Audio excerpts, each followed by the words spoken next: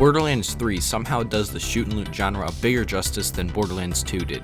Anybody who's a fan of Borderlands 2 knows that this is a huge accomplishment for any game. This is not to say it's without its flaws. Borderlands 2 definitely does some things better. The few things it does do better are significantly outweighed by the large amount of new features that Borderlands 3 has to offer. The combat system seems new and refreshing. At times, Borderlands 2 combat felt fatiguing and unrewarding. Lesser enemies quickly became a chore to kill, regardless of their difficulty. Borderlands 3 successfully fills the void that Borderlands 2 created. The combat is satisfying and rewarding. When a projectile lands, it really feels like it packed a punch. This is mainly because of the newly added hit markers. When I first saw the gameplay reveal trailer for Borderlands 3, I suspected that the addition of hit markers to the game would slow down the pacing of the combat. Instead, they provide satisfying gunplay with little to no effect on combat pacing. The gun audio and sound effects definitely support the satisfying part of the combat. For whatever reason, the guns sound a lot better in Borderlands 3 than previous games. Something about them makes them seem like they really packed a punch.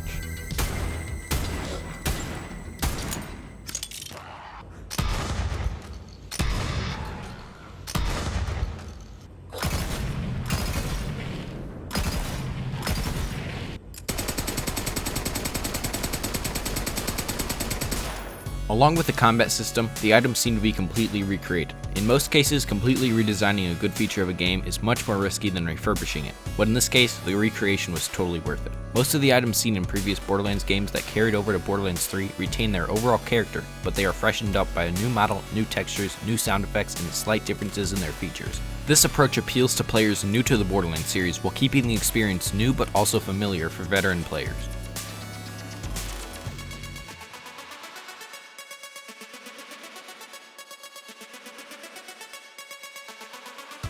The skill system seems completely redesigned, and for the better. In Borderlands 2, each Vault Hunter had only one skill, and a limited number of viable builds. For the most part, you played Salvador for insane DPS, Zero for Boar, Gage for the Buck Up Glitch, and Maya for healing, or occasionally the Beehawk Cat builds.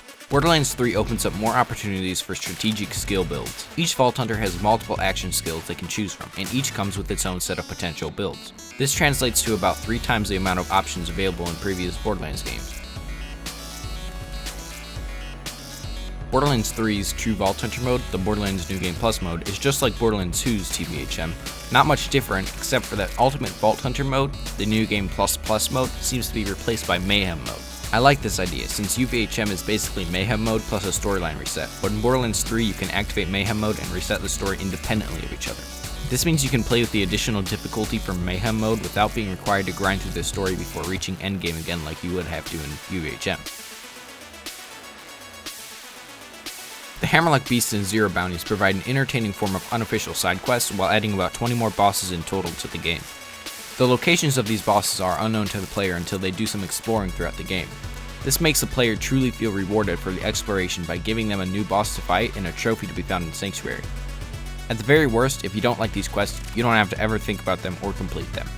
Adding these bosses to the game brings many benefits and extra replayability for the game without hindering the enjoyability of the gameplay experience in any way.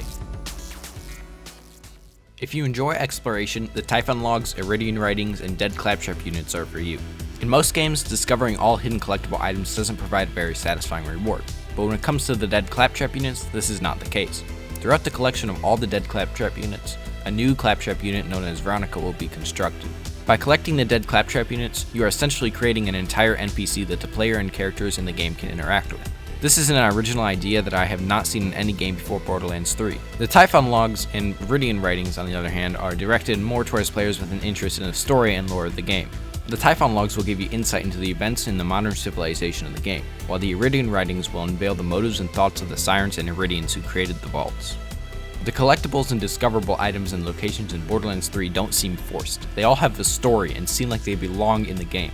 Each one rewards you for finding it with a small story or interesting piece of lore. Discovering all of the hidden items and locations really seems like it's worth the effort. Whenever a new title is released, a customer should expect to find some bugs and glitches. Game studios aren't perfect. They can bug test for months, fix every single glitch they can find, but there will usually be some that they miss. Borderlands 3 follows this trend. Most of the glitches are acceptable. None of the major parts of the game seem to have many bugs or any bugs at all. Most of the bugs are little things, such as character dialogue repeating after the story has already ended. Ha! I shoved your ass in a hard drive and ejected the bitch. Pick her up, Vault Hunter. but the UI is just unbearable. The only UI element in the entire game that is not utterly broken is the main menu, and I'm sure there are bugs with that as well, I just haven't used it for long enough to find them. Battling the UI in this game is more of a challenge than the game itself. Half of the time you get into a fight for your life, the timer bar will not display at all. Guns seem to disguise each other in the main menu, since clicking on one will often select a completely different random gun. Deselecting items is a pain, and pressing escape only works a fraction of the time. HUD data will often be inaccurate, giving you obviously false information such as the skill cooldown displaying unrealistic numbers, and the health bar displaying your health is such a high number you can barely read the text. The endgame leveling system, called Guardian rank, is pretty much broken as well. Whenever you close the game and reopen it, your Guardian rank will be lower than it was before, and you will have negative Guardian points, which should be impossible. I remember I was farming for quite a while and had a bit over 100 Guardian levels, but I did not spend the Guardian points because I was saving up for a spending spree. I opened up the game the next day just to find I was set back to Guardian rank 42 with negative 6 Guardian points. All those hours of grinding were gone. At least I got to keep the drops I got while farming. These are just to name a few of the bugs I have already found. This being said, these bugs are not game breaking by any means. They're just very tedious. Some would consider the Guardian rank glitches to be game breaking, but honestly, it isn't a core element of the game. In my opinion, the game is completely playable in its current state, which is more than many newly released titles can say for themselves. Since this is a spoiler-free review, I will not say much about the story, but it was excellent. The one downside is that they did not do very much with the Thenis. The only purpose the planet serves during endgame is to farm Captain Trant and Chupacabra and find 2 dead Claptrap locations. This is only a minor issue, but I feel like there could have been more done here. Borderlands 3 is not for everyone, but it can't hurt to try it out. If you want the game but you're waiting for it to come out on Steam, you would be doing yourself a favor if you just got the game on Epic Games. The game is fun, refreshing, and introduces many new features while still keeping the feel of the previous games in the series. There are quite a few issues with bugs in the game, mainly when it comes to the user interface, but these issues are not game breaking as they currently stand. I give Borderlands 3 a 9 out of 10 as it currently stands with all the glitches and bugs. I would give it a 10 out of 10 if the few issues with the game were fixed. I recommend that every first person shooter fan try Borderlands 3 because they might just be trying their new favorite game.